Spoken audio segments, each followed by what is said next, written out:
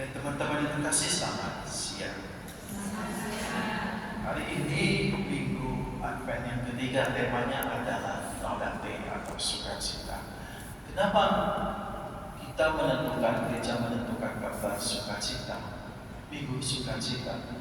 Padahal kalau kita belum merayakan Natal, masih ada seminggu ya kurang lebih seminggu, 2 minggu lah masih.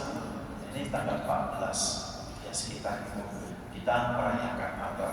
Dan memang kalau kita lihat sekarang itu di mana-mana itu sudah ada dekorasi Natal di mana-mana. Ya. Di Hong Kong ada tempat-tempat tertentu di mana di situ ada dekorasi Natal yang luar biasa di Hong Kong, termasuk di Indonesia sekarang ya. Menarik, di Indonesia sekarang Jakarta itu ada patung Yesus di tengah jalan, sangat besar ya. Terus ada patung Tiga Raja juga, sangat besar. Terus menarik, di mall itu katanya mall baru, saya tidak tahu, belum tahu lagi. Di Jakarta itu apa? Tempat eskalatornya itu di atasnya itu dihiasi aksesori Natal, dan orang naik turun akan melihat dekorasi Natal dan luar biasa.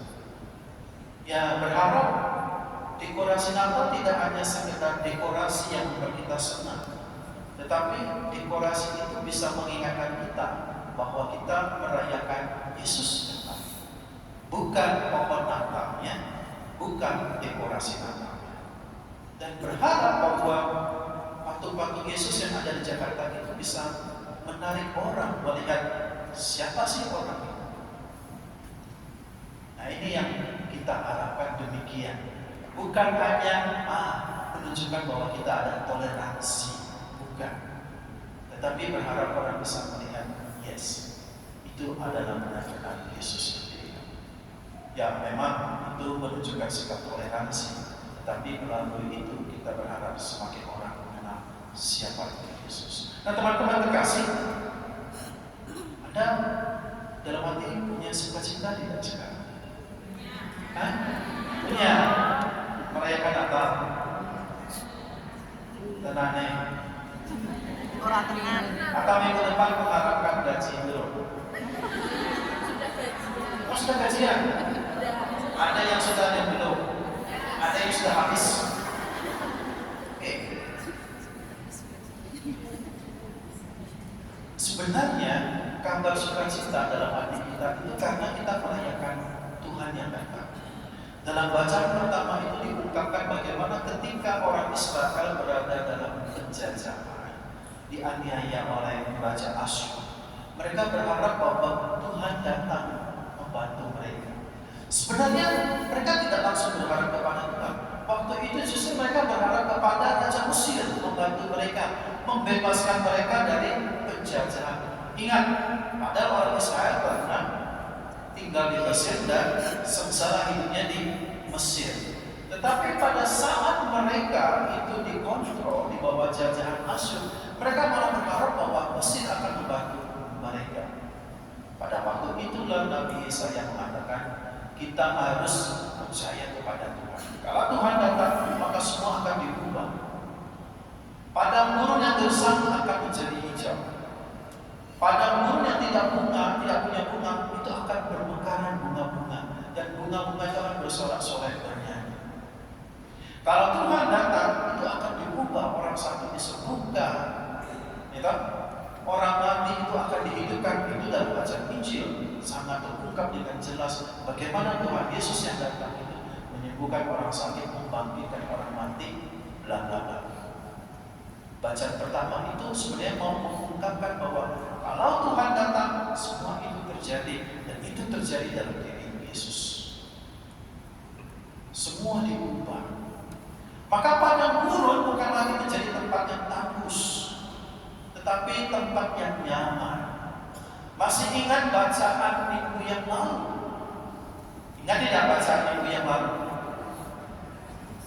Ini sebenarnya ada hubungan bacaan minggu lalu dengan bacaan minggu ini. Bacaan minggu yang lalu diungkapkan bahwa itu di padang gurun itu nanti semua orang bisa orang bisa tinggal bersama, binatang-binatang buas tinggal bersama-sama dalam keadaan damai. Ingat tidak? Tidak ingat kan? Sekarang ingat kan? Enggak. Bacaan minggu yang lalu, bacaan pertama. Di padang gurun semua akan hidup dengan tentram.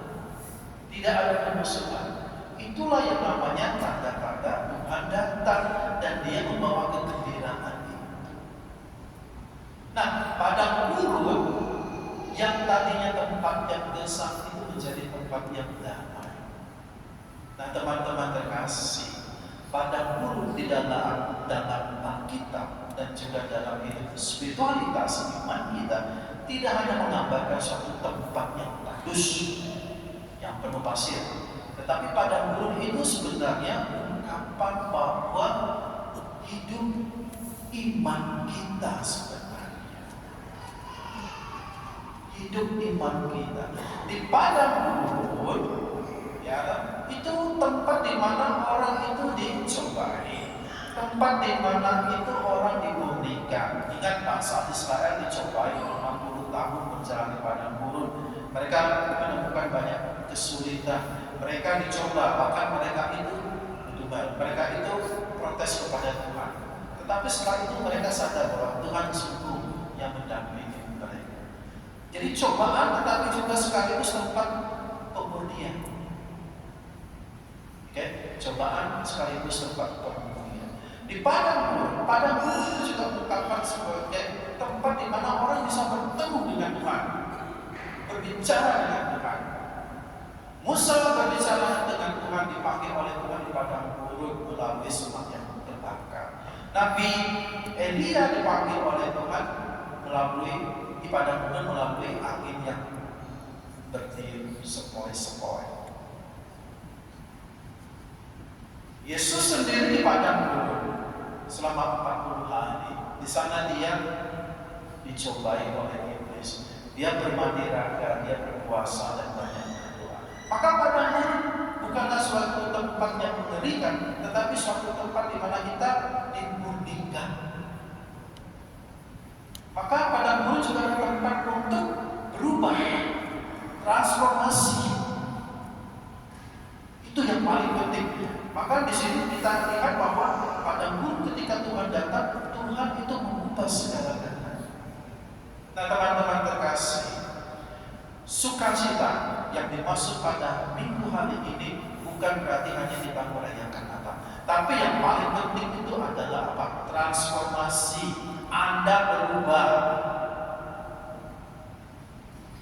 Padang gurun kita bukan lagi Arab sana.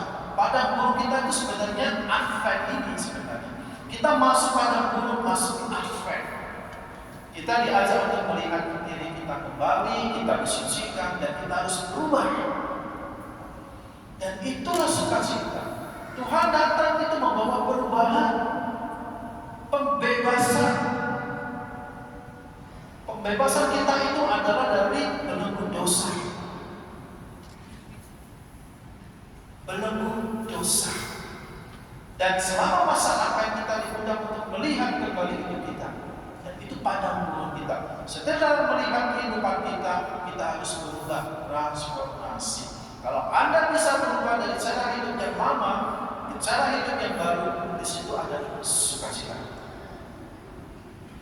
Anda kan kalau sering misalnya, bukan sering, kadang ada setahun sekali aku bosannya ke Romo.